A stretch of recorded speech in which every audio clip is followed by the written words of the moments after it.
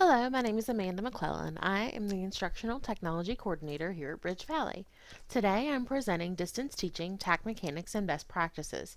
This topic will be broken down into two videos to address each section. This is the second video and will discuss best practices when using a TAC. Please view the other video in this series to learn how to operate the TAC and Touch 10 device.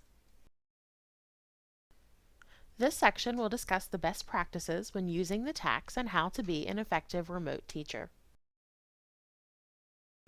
Interactive video conferencing and web technology gives you the ability to reach a much larger and more diverse audience with your course content. This technology enables you to help students in distant locations achieve educational goals otherwise out of reach due to their location. Distance learning builds flexibility in communication, allowing students to have access to course content and greater degree of interaction with the instructor at convenient times for both. Distance learning saves travel time and money, both for students and faculty. By reaching students in less populated areas of the state or the country, or internationally, you are helping the college meet its longstanding goal of outreach and engagement with the community. Distance education can put you and your class in touch with other faculty, staff, and research facilities throughout the state, the United States, and the world. It's a fun and engaging learning experience for those who are new to the methods. Though the technology is still changing and improving, it is exciting to add this technical dimension to your class and become part of a growing community of professionals who are expanding the horizons of learning. When teaching in a TAC, there will be challenges. At times, you may feel as though it is harder to connect with students. It may be more difficult to read student reactions and body language. You may feel more vulnerable and inadequate. Preparing for the class, keeping students engaged, and out-of-class communication can also take more time and energy when working with remote students. You also need to understand that the system will probably not work 100% of the time. You need to have a backup plan in place to work through technical difficulties. In distance education of any kind, the instructor will spend more time preparing and developing instructional strategies designed to actively engage learners than in a conventional class. There is a shift from knowledge disseminator to learning facilitator, and this is likely to improve the potential for learning for both local and remote students, as all students take increased responsibility for their own learning. In video conferencing, the teacher will need to use all the components of a conferencing system, manage the local classroom as well as the distant sites, and possibly coordinate remote resources.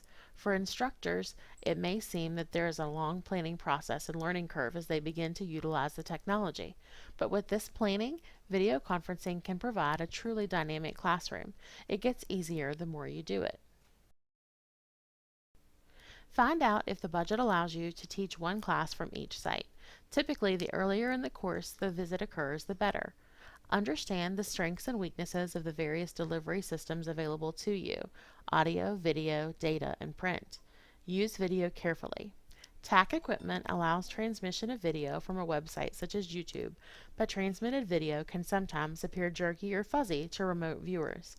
In general, it's best to keep video segments brief. To show a lengthy segment, send a link prior to or after class, or post content to Bridge Valley Online using the Helix Media Server. Have a backup plan if the technology fails. It will happen. Be prepared. You will want to decide how to handle student questions. Video conferencing etiquette must be established by the users. Most people do not have experience with interactive video. Students are not accustomed to talking to a television image, and the two-way etiquette has yet to be refined.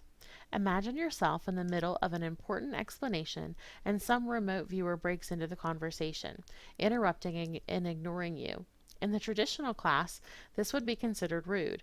If you simply tell students to ask questions whenever they want to, you run the risk of never getting any questions. If you have more than two sites involved, letting students interrupt when they want to could result in two sites trying to talk at the same time, privacy buttons being left open, on-site dominating, or just chaos. You may want to ask students to hold or even write down questions as they think of them. Then pause after each segment of your lesson to poll each site individually and prompt for questions. Since most systems are voice activated, you can only see one site besides your own at a time. If you are in a multi-point conference, you may have to ask a site to talk in order to see them. Let's pause for a moment for questions. Look over the notes at the set questions you've jotted down. Jane in South Charleston, what have you written? She may have nothing, but if you continue to ask in this fashion, students will get the idea that you really give them the opportunity to question you. If you let students ask questions at any time, have them identify their name and site when interrupting. It takes a few seconds of speaking to activate a change in the video. This way, no one misses part of the question and people can see who is asking. Teaching using a TAC is a team process. The next slide discusses who you should have on your team. Teaching with video conference is a team process. It takes an array of differently skilled people to make video conferencing a workable, successful teaching method.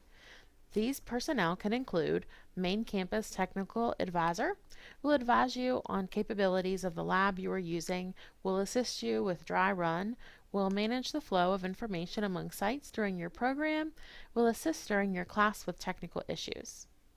A remote site technical advisor will advise you on capabilities of remote labs, will assist you with a dry run, will be on hand to begin class and initiate information flow, then will be available if difficulties arrive. A remote site facilitator can be a student at each remote site. They can assist in the organization of the class, distribute materials, notify the technician if difficulties occur, assist with microphone etiquette, and maintain phone contact if the connection is broken. Departmental support faculty or staff can help with distribution of handouts, making sure the room is unlocked and ready for students, and assist with proctoring of exams. Most students are all too familiar with the passive role of television viewers. One way to overcome the television preconception is to carefully explain the qualities of interactive video, stressing the interactive. A tip sheet can be distributed noting the main differences between TV and video conferencing. This can keep frustration to a minimum and help establish classroom behavior guidelines that will keep distractions to a minimum. If an expectation of involvement and regular response is established early in the class, learners will begin to understand what is expected of them in a two-way video versus broadcast TV, and will replace passive and active responses. Encourage students to communicate with and not watch the video. Arrive early. You don't want to spend the first 10 minutes of every class getting the technology to work properly. Arrive early, get your classroom set up, and work out any bugs ahead of time. You need to be aware of background noise. When a train goes by in Montgomery, it may be difficult to hear, and you may need to pause whatever you are doing. This delay is no different than if you were teaching an in-person course. If you have handouts, be sure the remote location gets the same treatment. You can email the handouts prior to class and ask the remote students to bring them, or you can ask a colleague to print them for you and place them in the remote classroom for you. If your students are learning to use specific software and may have software-related questions, please contact IT to learn how you can use TeamViewer to see their computer screen and help them work through problems on their remote computer. Remind students that audio delays of 1 to 2 seconds are common due to the way that audio and video are compressed. The novice instructor will experience awkward go-ahead conversations due to the delay. Since there is no way to prevent this, try to finish thoughts in a single statement with an obvious conclusion. Listeners should avoid interrupting and use visual cues like nodding instead of verbal affirmations like uh-huh. The instructor should remember to maintain the focus on all the students, not just the students at the home site. Think of the camera as another student. Look directly into it on occasion. Don't avoid it. Humanize the course by focusing on the students, not the delivery system. At the start of the class, set rules, guidelines, and standards. Once these have been established, consistently uphold them. Make students comfortable with the new pattern of communication. Learn about the students' backgrounds and experiences and discuss the instructors. Remind the students that they are taking an active role in the distance project and must take responsibility for their learning. Reduce distractions both within the class and on the screen. Since variety is so engaging, reduce the potential distraction of the screen by posting a still image or slate during a class activity. Don't be afraid to use silence. Lessons should incorporate a variety of activities for all students at the various sites. Guest speakers, group activities, student presentations, and occasional breaks can all add variety to lengthy classes. As a rule of thumb, instructors should change instructional methods every 10 to 15 minutes and limit lectures to 20 minutes. Switching from lecture to question answer to small group activity can keep students alert. Guest speakers at remote sites can allow the students in the home class to experience what it is like to have the teacher at another site. This has the added advantage of encouraging participation of those remote students. To encourage students to participate, consider incentives such as extra credit for active participation. A variety of visuals can also help to maintain student interest. Motivate peer learning, support, and collaboration by having students work together both in and out of class. Students can interact with you and their classmates using Bridge Valley Online. On-site facilitators can stimulate interaction when distance students are hesitant to ask questions and participate. In addition, the on-site facilitator can act as your eyes and ears. Call on individual students to ensure that all participants have ample opportunity to participate. At the same time, politely and firmly discourage students from monopolizing class time. Use pre-class study questions and advanced organizers to encourage critical thinking and informed participation on the part of the learners. Use names when calling on people at remote sites. Use seating charts to facilitate this. Begin question and answer segments with questions at the recall or understanding level that can easily be answered.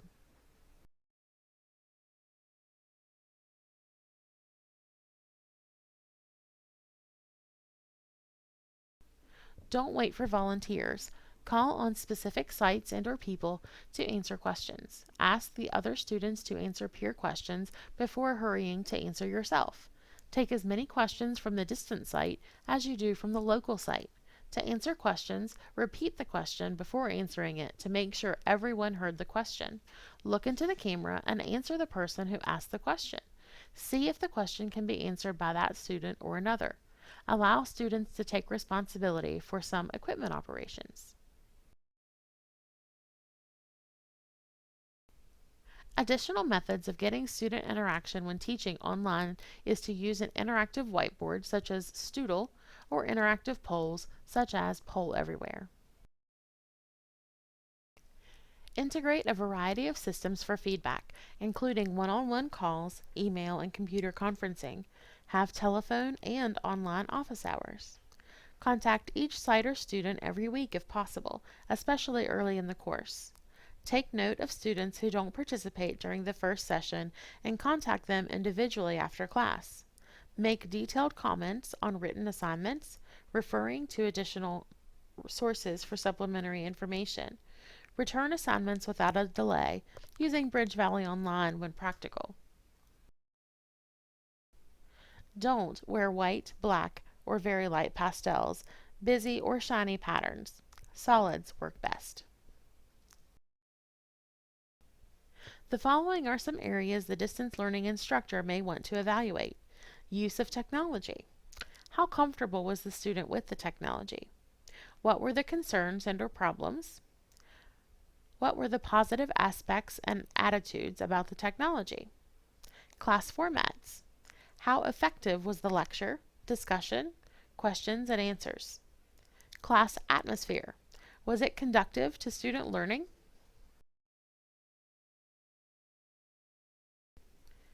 When you give an exam in a TAC, you need to have a plan for how the remote site will be monitored during the test. You should try to find a faculty member within your division on the remote campus to assist you in monitoring the class. If you are unable to do this, you may reach out to the Student Success Center staff for assistance in proctoring the exam. Please note that the Student Success Center staff will try to accommodate your class meeting time, but they may not be able to have someone available to come to your class during its scheduled date and time. Students at the remote site may need to schedule a time with the Student Success Center outside of their regular class time to take the exam. If you use the Student Success Center to proctor an exam, please complete the test proctoring form located in SharePoint. Before the first class, it's a good idea to reserve a time to visit the room from which you'll be teaching. Become familiar with the equipment and, with the help of IT, experiment with controls. It might also be helpful to sit in on another class that is already in session. Utilize an opportunity to guest lecture during a TAC class if possible. Know where to get help.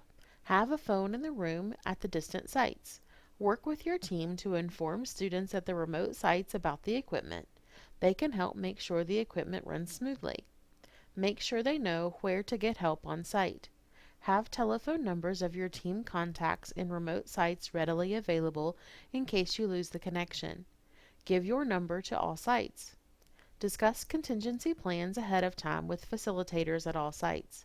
These can include continuing on audio if that is still available, providing overheads that can be used at remote sites in lieu of video image if sound is still available, switching students to group projects, Bridge Valley Online, or other activities until video is restored, continuing the session in a computer conference, or rescheduling the class. For additional info, log in to Bridge Valley Online and click on the Faculty Community.